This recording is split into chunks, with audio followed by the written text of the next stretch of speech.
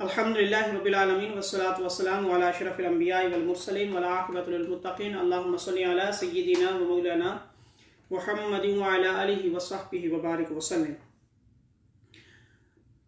अल्लाह रब्बुल इज़्ज़त की हम्द व सना करीम आका अलैहिस्सलातु वस्सलाम पर दुरूद व सलाम, और उसके बाद मुअज़्ज़ज़ मोहतरम ऑनरेबल ख़वातीन व हज़रात, अस्सलामु अलैकुम व रहमतुल्लाहि व बरकातुहू। आज हमारा जुज़ नंबर 21 है और इसका नाम है उतलु मा ओहिया। उतलु मा ओहिया, it is name of this जुज़, उतलु मा ओहिया। The meaning of recite the book which has been revealed to you. Allah subhanahu wa ta'ala said in the first verse of this juz, and the verse number 45 of Surah Al-Ankabut, about Quran and about prayer, namaz. Utlu ma uhiya ilayka min al-kitabi wa aqimis salah. O beloved Prophet Muhammad, peace be upon him, recite the book which has been revealed to you and establish prayer. Inna salata tanha anil fahsha'i wal munkar wa la dhikrullahi akbar wallahu yasma wallahu ya'lam ma tasna'un. Indeed, prayer prohibits adherency and impiety, and verily the remembrance of Allah is the greatest. Subhanallah. And Allah knows whatever deeds you do. तो हुक्म आया कि जो कुरान आपकी तरफ, जो किताब आपकी तरफ नाजिल हुई है, इसकी तिलावत कीजिए और अपनी उम्मत को भी यही बताइए कि इसकी तिलावत करें और नमाज कायम करें। नमाज कायम करें, नॉट ओनली रीडिंग, नमाज कायम करें। और ये नमाज का क्या फ़ायदा होगा? ये तुम्हें बुराइयों से, बेहयाइयों से दूर रखेगी। ये हमेशा बुराइयों से और फोहश बातों से हमेशा बचाती है। नमाज का ये फ़ायदा है, इस दुनिया में भी फ़ायदा है और आखिरत में भी फ़ायदा है कि ये बुराइयों से हमेशा नमाज बचाती रहती है। तो नमाज कायम करने का यहाँ पे हुक्म है। और फिर इसके दूसरे रुकू में ख़ास तौर पर जो अल्लाह रब्बुल इज़्ज़त ने इरशाद फरमाया है वो है कुल्लु नफ्सिन ज़ाइक़तुल मौत सुम्मा इलैना तुरजाऊन, वर्स नंबर 57 ऑफ सूरह अल-अनकबूत। Subhanallah, every soul is the taste death and then to us you will be returned. हर एक को मौत आनी है और फिर मेरी तरफ ही आना है, कोई और दूसरा रास्ता नहीं है, कोई इधर उधर का रास्ता नहीं है। सबको मौत आनी है और सब ने अल्लाह के पास पेश होना है। और इसमें आखिर में ख़ास बात जो फरमाई गई कि जो बंदा मेहनत करता है अल्लाह उसकी मेहनत का फल हमेशा देता है। रिजल्ट ऑफ योर ट्राई, वो लाजमी मिलता है। वो अल्लाह किसी की मेहनत का फल रखता नहीं है, वो हमेशा देता है। वल्लज़ीना जाहदू फ़ीना लनहदियन्नहुम सुबुलना, और जो लोग मेरी तरफ आने के लिए जहाद करते हैं, मेहनत करते हैं, कोशिश करते हैं, ट्राई करते हैं, तो वो फिर हम उनके लिए बहुत सारे रास्ते खोल देते हैं। अल्लाह उनके लिए रास्ते खोल देता है जो मेहनत करता है। तो इसलिए फरमाया कि अल्लाह इनके साथ है। तो जो मेहनत करता है उसको हमेशा उसका रिजल्ट मिल जाता है। तो इस सिपारे के अंदर द जुज़ 21 of Quran we have first सूरह अल-अनकबूत, देन सूरह रूम, देन सूरह लक़मान, and then Surah Al-Sajda, and then Surah Al-Ahzab. This means 5 surahs. We have 5 surahs in this sipara, but the Ankabut is half and Al-Ahzab is half. Rum, Luqman and Sajda. The 3 surahs, full surahs are in this sipara. Next surah है Surah Al-Rum. तो room के बारे में इसके अंदर जिक्र फरमाया गया, इसलिए इसका नाम ये है। और इसके अलावा ख़ास तौर पर निकाह, क्यों शादी का मामला बनाया गया है, अल्लाह रब्बुल इज़्ज़त ने ये क्यों रखा है, तो ये भी इसमें इरशाद फरमाया व मिन आयाति अन खलक़कुम मिन नफ्सिन मिन अनफुसिकुम अज़वाजन लितस्कुनु इलैहा व जअल बैनकुम मवद्दतन व रहमा। ये भी अल्लाह की निशानियों में से एक निशानी है कि उसने तुम्हें पैदा किया है एक ही नफ्स से, फिर तुम्हारे जोड़े बना दिए हैं ताकि एक दूसरे से सुकून हासिल करो। मियाँ बीवी का जो रिश्ता है ये एक दूसरे को सुकून हासिल करने के लिए, एक दूसरे को राज़ी करने के लिए ये बनाया गया है, ना कि टेंशन बढ़ाने के लिए। तो टेंशन ख़त्म करने के लिए अल्लाह ताला ने ये मकसद बनाया, लितस्कुनू इलैहा, और वजअल बैनकुम मवद्दतन व रहमा, और आपस में मवद्दत और रहमत, मोहब्बत, बहुत ज़्यादा मोहब्बत आपस में अल्लाह ने डाल दी है। तो ये इसलिए ये मकसद है शादी का और निकाह का, अल्लाह रब्बुल इज़्ज़त ने जो बयान फरमाया है कि ये भी अल्लाह की निशानियों में से है। और फिर इसके अंदर ज़्यादातर तौहीद का जिक्र फरमाया गया। सूरत रूम के अंदर अल्लाह रब्बुल इज़्ज़त की तौहीद और अल्लाह रब्बुल इज़्ज़त के मखलूक़ात वो कैसे तख्लीक फरमाता है, ये सारा का सारा इस सूरत के अंदर जिक्र है। और किसी को कमज़ोर बनाता है, कमज़ोर में से किसी को ताकतवर बनाता है, किस तरह वो बीजों को पैदा करता है, किस तरह वो पौधों को पैदा करता है, ये ज़्यादातर इसके अंदर तौहीद का जिक्र है। नेक्स्ट सूरत है लुकमान। तो ये इख्तलाफ है कि ये लुकमान नबी थे या वली थे, बहरहाल ये हकीम ज़रूर थे, डॉक्टर हकीम थे। तो हिकमत अल्लाह रब्बुल इज़्ज़त ने इनको बहुत ज़्यादा दी थी, तो वो अपनी हिकमत के लिहाज से बहुत मशहूर थे। वो अपने बेटे को कुछ नसीहतें करते हैं, और वो जो नसीहतें अपने बेटे को करते हैं वो हर एक के लिए है, हर एक की औलाद के लिए है। अल्लाह ताला ने उनके उन अल्फाज को बड़ा पसंद फरमाया है, इतना पसंद फरमाया कि कुरान का हिस्सा बना दिया। यानी वो नसीहतें जो 10 नसीहतें वो अपने बेटे को करते हैं, तो वो बड़ी खूबसूरत नसीहतें हैं। मैं आपके सामने रखता हूँ। रकू नंबर 2 है सूरत लुकमान, और जो वर्स नंबर है ये 12 है। वलक़द आतैना लुकमान हिकमता, हमने लुकमान को हिकमत अता की थी। और फिर वो अल्लाह का बड़ा शुक्रगुजार बंदा था, सुबहान अल्लाह। और जो भी शुक्र करता है तो उसको उसका फ़ायदा पहुंचता है, और जो कुफ्र करता है तो फिर अल्लाह तो उससे नहीं है, उसको बहुत नुकसान होता है। तो अपने बेटे को वर्स नंबर 13 ऑफ सूरत लुकमान, वइज़ क़ाल लुकमान लिब्निही व यईदुहु या बुनय्या ला तुशरिक बिल्लाह, अपने बेटे को नसीहत करते हैं हज़रत लुकमान हकीम। पहली बात वो करते हैं कि अल्लाह के साथ किसी को शरीक न ठहराना, अल्लाह के साथ किसी को शरीक ना ठहराना, ये पहली नसीहत है कि शिर्क करना बहुत बड़ा जुल्म है। दूसरी नसीहत ये है कि वालिदैन के साथ हुस्न सलूक करना, वर्स नंबर 14, हुस्न सलूक करना। और वो वक्त भी याद करना कि माँ तुम्हें अपने पेट के अंदर कितनी मुश्किल के साथ उठाए फिरती रही, 9 माह तक उसने तुझे उठाए रखा, फिर उसने दूध पिलाया, और कितनी मुश्किल से उसने तुम्हें जना। तो ये सारी बातें अल्लाह ताला ने यहाँ पर बयान की हैं।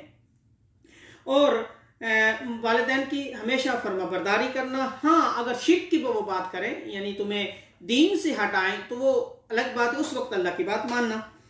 फिर वो कहता है हज़रत लुकमान हकीम अपने बेटे को ये कहते हैं या बुनैया, और या बुनैया मीन ए मेरे प्यारे बेटे, ए मेरे लिटिल किड, छोटे बेटे।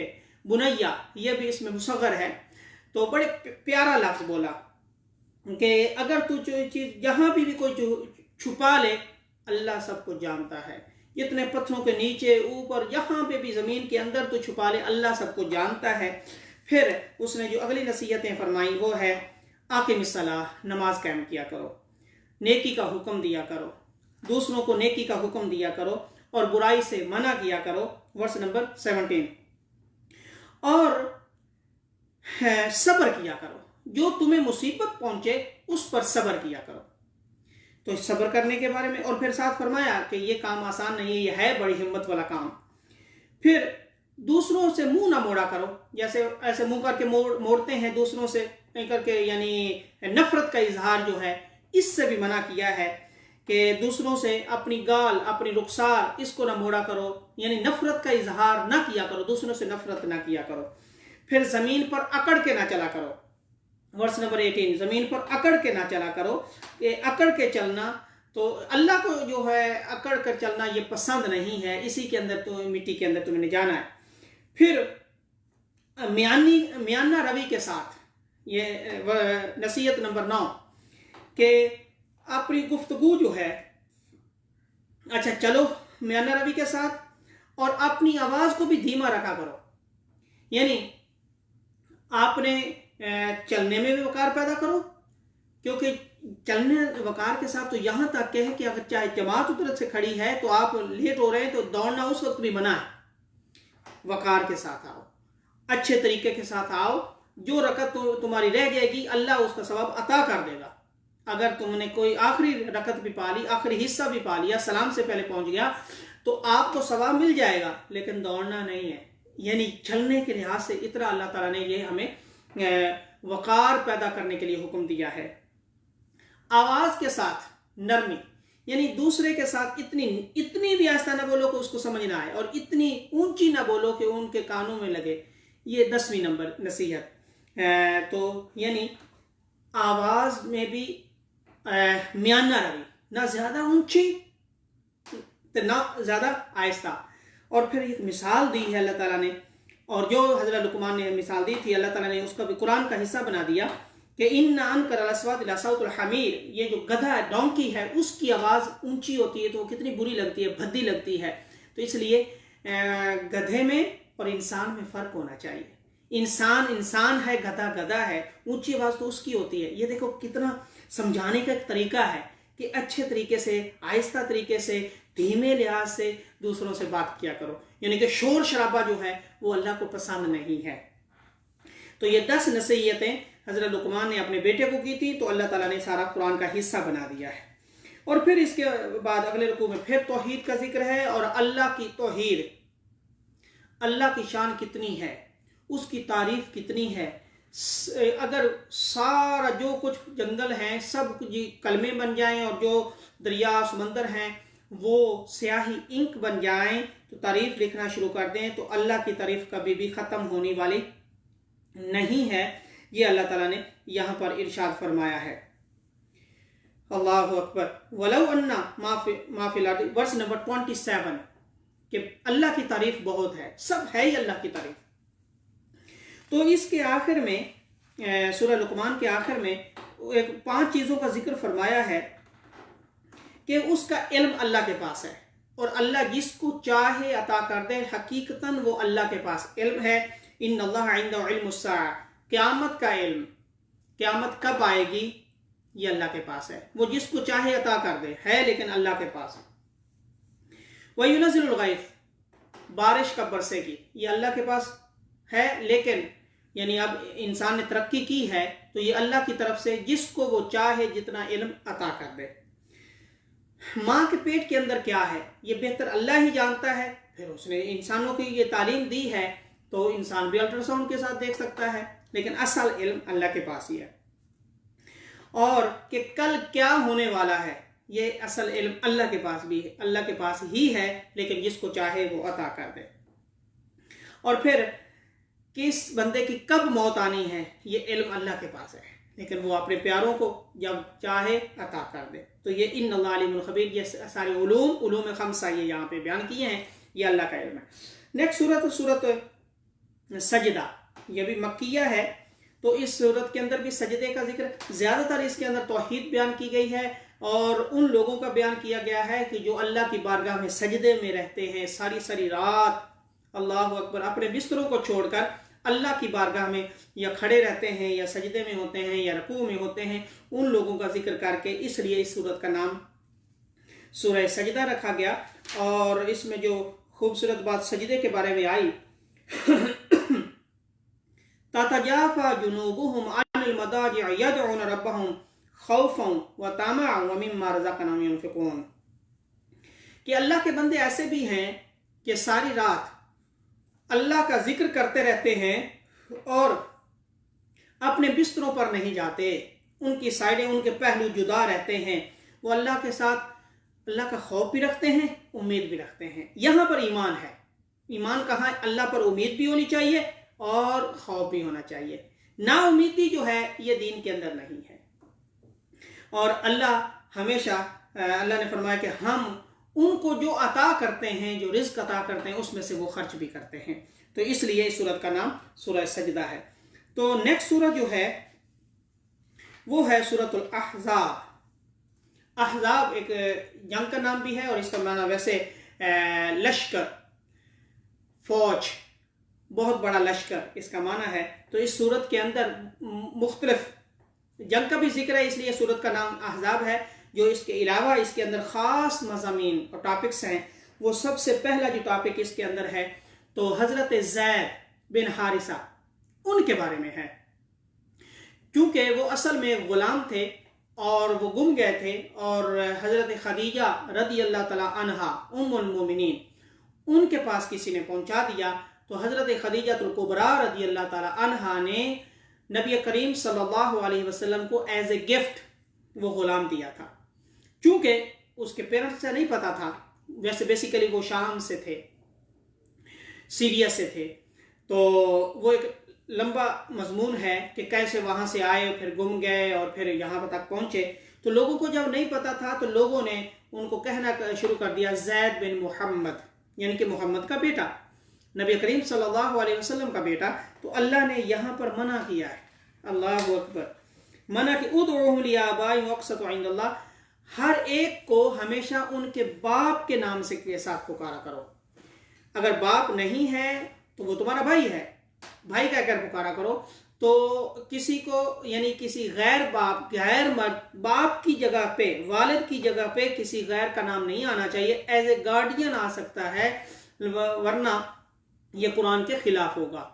तो फिर ये मना कर दिया गया और फिर इसके नाम ज़ैद बिन हारिसा लोगों ने कहना शुरू कर दिया, सहाबा ने कहना शुरू कर दिया। अल्लाह ने हमारे लिए एक लॉ बना दिया है, अल्लाहु अकबर। और इसके साथ अल्लाह ताला ने यह भी इरशाद फरमाया, मा जअल रजुल मिन क़ल्बैनि फ़ी जौफ़ी, अल्लाह ताला ने दिल एक ही बनाया है, एक दिल के अंदर एक ही मोहब्बत हो सकती है, या रहमान की मोहब्बत हो सकती है या शैतान की मोहब्बत हो सकती है। तो रहमान की मोहब्बत रखो तो तुम कामयाब रहोगे।